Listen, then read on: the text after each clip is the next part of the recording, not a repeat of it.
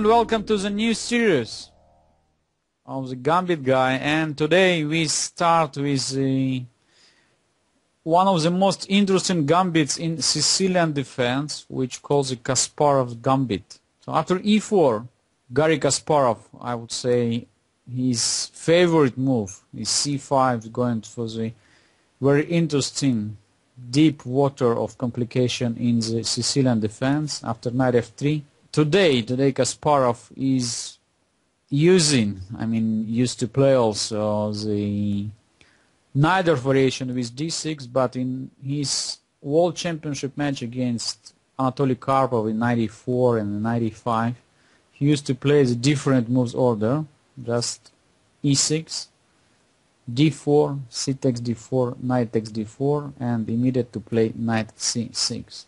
So what is interesting is the moves order. So this order allows black after knight c3 to play d6 and to avoid all these complications which could usually start in neither in case of when we play e4, c5, knight f3, d6, d4, c takes d4, knight takes d4, knight f6, knight c3, and a6.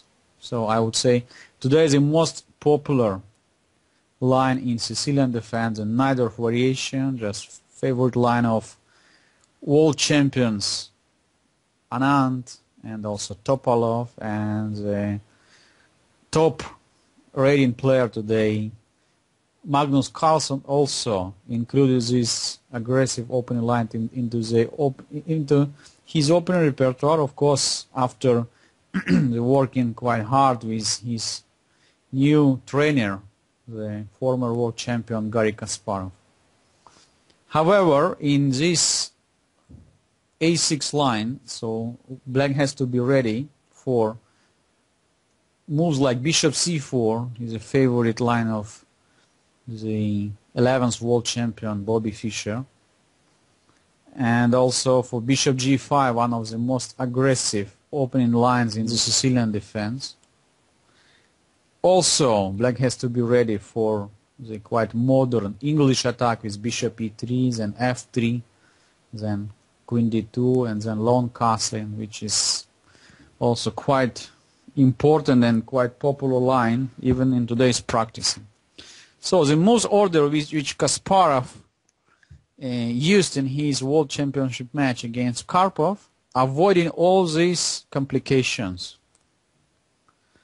So let's look at it once again. e4, c5, knight f3, e6, d4, c takes d4, knight takes d4, knight c6.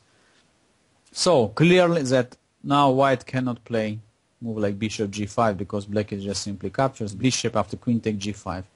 So bishop c4 also doesn't give white any advantage after black counter-attacking the center by playing knight f6, and in case of knight c3, black immediately could answer d7, d5, or even just to counter-attack with bishop b4, just allowing black to solve all his opponent problems immediately. So same if white is trying to play something like knight bishop e3 after knight f6. So white's pawn on e4 is under threat, and move like f3 could be made by d7, d5. So black is once again solving all his opening problems by demolishing white's center control.